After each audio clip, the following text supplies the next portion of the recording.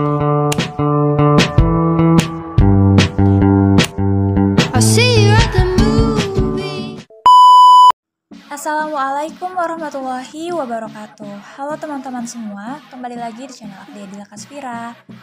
Di video kali ini, kita akan mengapresiasikan sebuah puisi sufi karya Amir Hamzah dengan judulnya Doa. Apresiasi yang akan kita lakukan terhadap puisi ini, yakni kita akan membahas pengarang puisi tersebut berdasarkan teori struktural genetik. Tak hanya membahas mengenai pengarang puisi tersebut, kali ini kita juga akan mengapresiasi berdasarkan amanat, gaya bahasa, dan diksinya. Puisi sufi merupakan salah satu bentuk karya sastra religius yang bertemakan tentang hubungan antara manusia dengan penciptanya. Pada puisi sufi, nasihat seringkali dilayangkan oleh para arif tentang imbauan untuk mendekatkan diri kepada Tuhan, peribadatan, hingga kisah perjalanan dari tokoh-tokoh besar yang telah mendapatkan pencerahan. Biasanya, pengarang puisi sufi ini merupakan orang yang religius dan memiliki hubungan yang dekat dengan penciptanya. Nah, sebelum kita lanjut untuk mengapresiasi puisinya, alangkah baiknya kita mengenal dulu siapa pengarangnya. Di sini kita akan mengenal pengarang puisi tersebut melalui teori struktural genetik. Teori struktural genetik merupakan salah satu metode penelitian sastra yang populer digunakan dalam menganalisis karya sastra, baik novel, cerpen, maupun puisi. Teori struktural genetik adalah hubungan karya sastra dengan pandangan dunia pengarangnya. Sesuai dengan judulnya, video kali ini kita akan mengapresiasi puisi sufi karya Amir Hamzah dengan judul Doa. Yang pertama, kita akan mengapresiasi si pengarang, yakni Amir Hamzah. Tengku Amir Hamzah yang bernama lengkap Tengku Amir Hamzah Pangeran Indra Putra atau lebih dikenal hanya dengan nama pena Amir Hamzah adalah sastrawan Indonesia angkatan Pujangga Baru dan pahlawan nasional Indonesia. Lahir dari keluarga bangsawan Melayu Kesultanan Langkat di Sumatera Utara, ia dididik di Sumatera dan Jawa. Amir mulai menulis puisi saat masih remaja.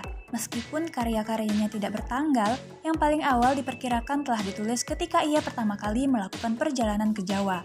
Menggambarkan pengaruh dari budaya Melayu aslinya, Islam, Kekristenan, dan sastra Timur, Amir menulis 50 puisi, 18 buah puisi prosa, dan berbagai karya lainnya, termasuk beberapa terjemahan. Puisi-puisi Amir sangat erat dengan tema cinta dan agama, dan puisinya sering mencerminkan konflik batin yang mendalam.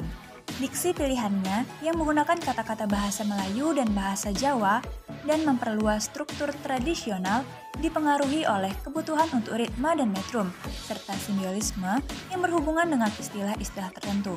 Karya-karya awalnya berhubungan dengan rasa rindu dan cinta, baik erotis dan ideal. Sedangkan karya-karya selanjutnya mempunyai makna yang lebih religius.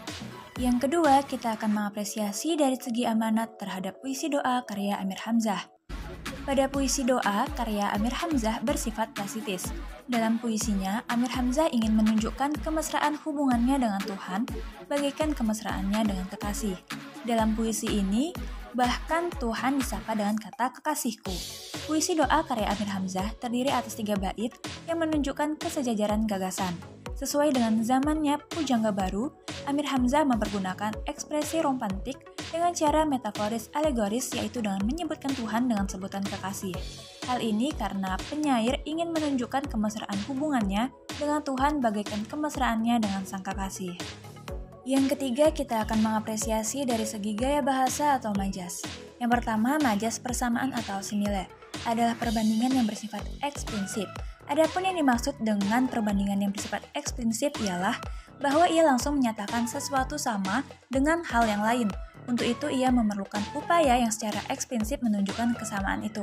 Seperti dalam kutipan puisi doa yang berbunyi, hatiku terang menerima katamu, bagai binatang memangsalinya. Kalbuku terbuka menunggu kekasihmu, bagai sedap malam menyirak kelopak. Yang kedua, majas metafora adalah kata yang tidak memiliki arti sebenarnya, seperti dalam kutipan puisi doa yang berbunyi, angin malam mengembus lemah, menyejuk badai, melambung rasa, menanyang pikir, membawa angan ke bawah kursimu. Yang keempat, majas personifikasi adalah semacam gaya bahasa kiasan yang menggambarkan benda-benda mati atau barang-barang yang tidak bernyawa seolah-olah memiliki sifat-sifat manusia. Seperti dalam kutipan puisi doa yang berbunyi, angin malam mengembus lemah, menyejuk badai, melambung rasa, menayang pikir, membawa angan ke bawah kursimu. Dan yang keempat, majas hiperbola adalah semacam majas yang mengandung sesuatu pernyataan yang berlebihan dengan membesar-besarkan sesuatu hal.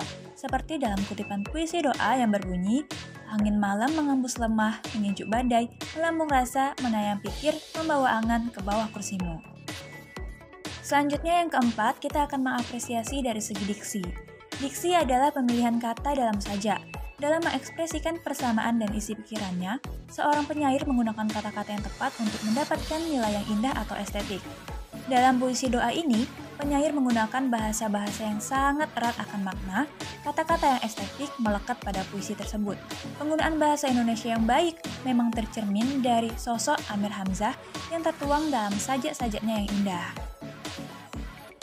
Baiklah, selesai sudah pembahasan kita dalam mengapresiasi puisi sufi berjudul Doa karya Amir Hamzah. Mohon maaf jika terdapat kesalahan ataupun kekurangan.